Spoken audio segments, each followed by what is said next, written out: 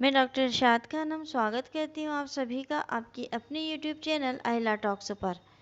आज का जो विषय हमारा है वो विषय है काउंटर क्लेम के बारे में, यानी कि प्रति दावा।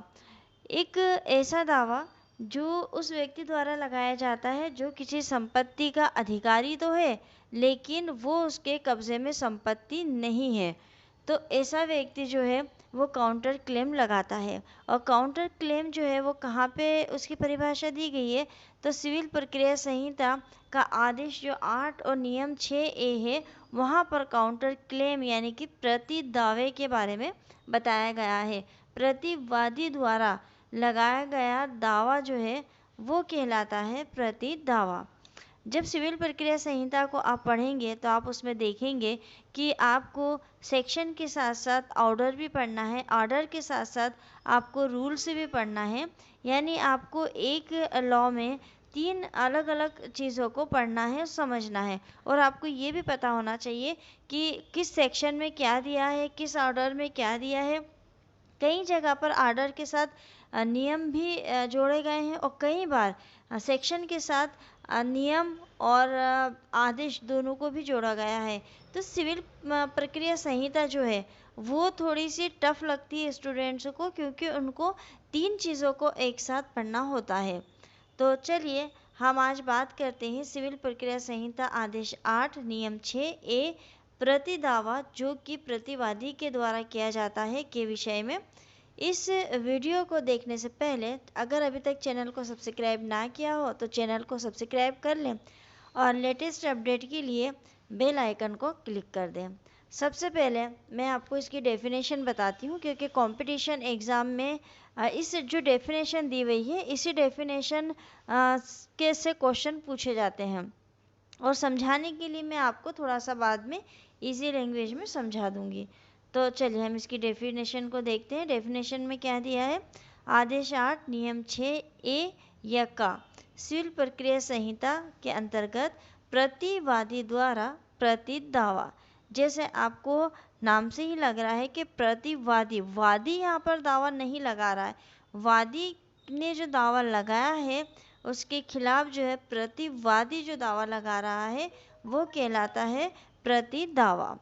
अब इसमें इसका एक पहला वाला पॉइंट देखते हैं कि वाद में प्रतिवादी नियम 6 के अधीन मुजरा के अभिवचन के अपने अधिकार के अतिरिक्त वादी के दावे के विरुद्ध प्रति दावे के रूप में किसी ऐसे अधिकार या दावे को जो वादी के विरुद्ध प्रतिवादी को वाद फाइल किए जाने के पूर्व या पश्चात, यानी कि वाद दायर किए जाने के पहले भी और बाद में भी, किंतु प्रतिवादी द्वारा अपने प्रतिरक्षा परिदत्त किए जाने के पूर्व या अपने प्रतिरक्षा परिदत्त किए जाने के लिए परिसीमित समय का अवसान हो जाने के पूर्व किसी वाद हेतु के बारे में प्रोद्भूत हुआ हो उठा सकेगा, चाहे ऐसा प्रति दावा नुकसानी के दावे के रूप में हो या नहीं हो। अब इसका परंतु देख लेते हैं। अब हो सकता है आपको डेफिनेशन जो है मैंने जैसी उसमें है वैसी ही बताई है अभी, तो आपको थोड़ी सी टफ लग रही हो, पर मैं इसको थोड़ा सा डिटेल में अभी आपको समझाऊंगी। पहले हम इसका परंतु देख लेते हैं। परंतु ऐसा प्रति दावा न्यायालय की अधिकारिता की धन संबंधी सीमाओं से अधिक नहीं होगा। प्रत्येक न्यायालय को अपनी सीमा निश्चित की गई है उनकी, कि वो कितनी पनिशमेंट और कितना फाइनेंशियली केस को देख सकते हैं, यानी कि कितना दंड और कितना धन। तो ये आप जब दंड प्रक्रिया संहिता पढ़ेंगे तो वहाँ आपको स्पष्ट हो जाएगा कि प्रत्येक न्यायालय को उनके अधिकार शक्ति दी गई है कि कौन सा न्यायालय कितनी अवधि की सजा का केस को सुन सकता है, कितनी धन संबंधी उसकी सीमाएं हैं। सेकंड देखते हैं, ऐसे प्रति दावे का प्रभाव प्रतिवादी के प्रभाव के समान ही होगा, जिससे न्यायालय एक ही वाद में मूल दावे और प्रति दावे दोनों के संबंध में अंतिम निर्णय सुनाने के लिए समर्थ हो जाए।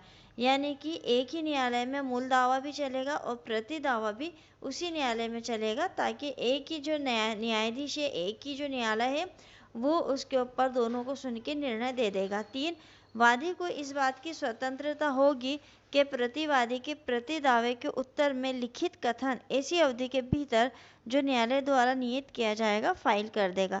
यानी प्रतिवादी ने अगर प्रति दावा लगाया है और वादी को लग रहा है कि उसको उसका जवाब देना है, तो वो लिखित कथन कब दे देगा?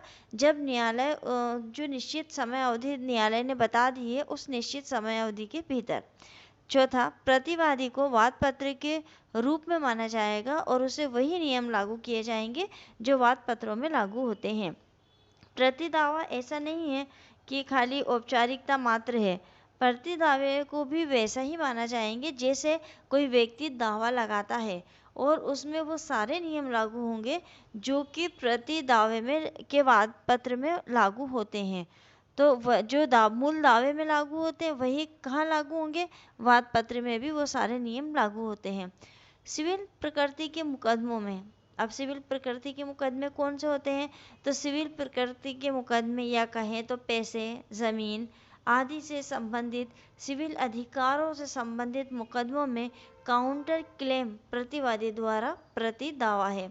अब ये जो काउंटर क्लेम है ये केवल सिविल नेचर के जो केस होते हैं उन्हीं में लगाया जाता है।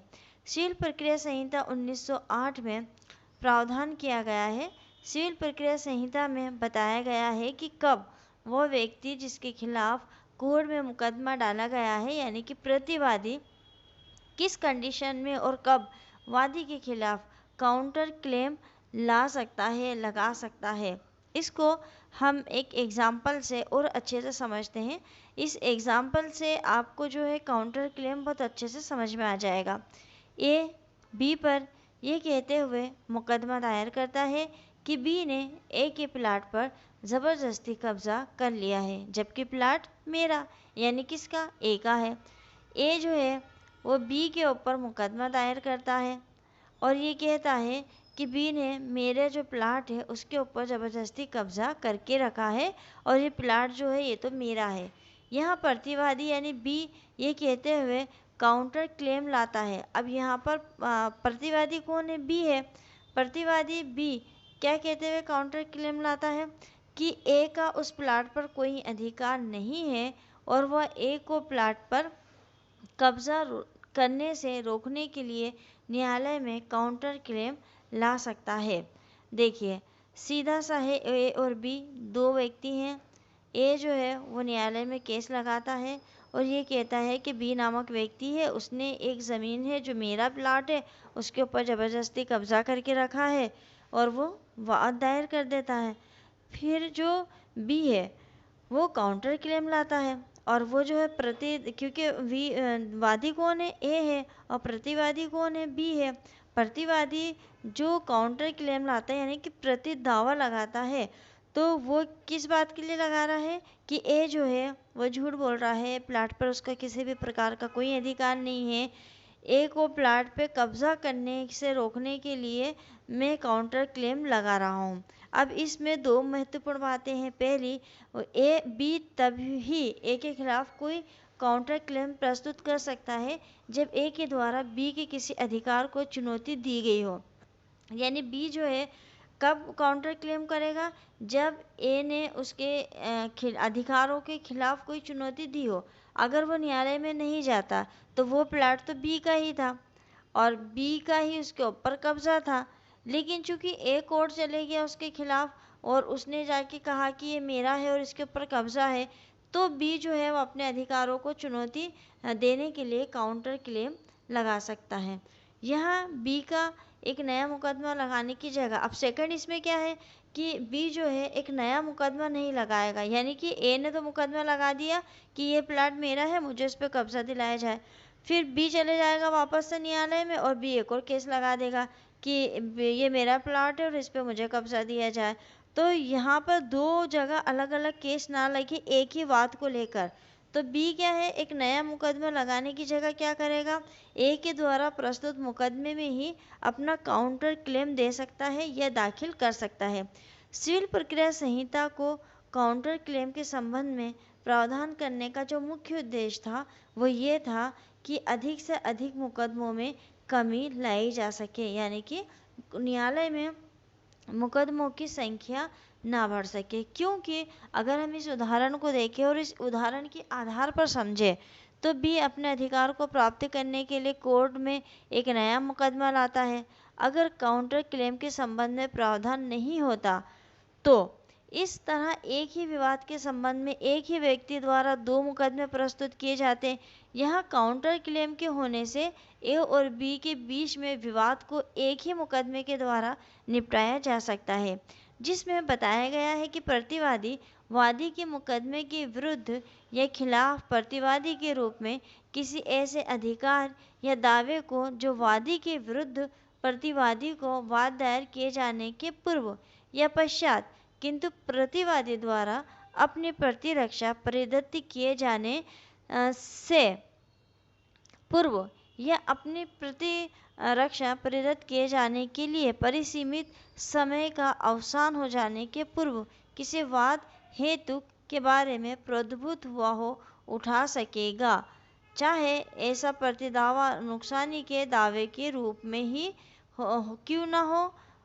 तो ये जो डेफिनेशन थी उसी डेफिनेशन का ये पार्ट डबल से मैंने आपको बताया है।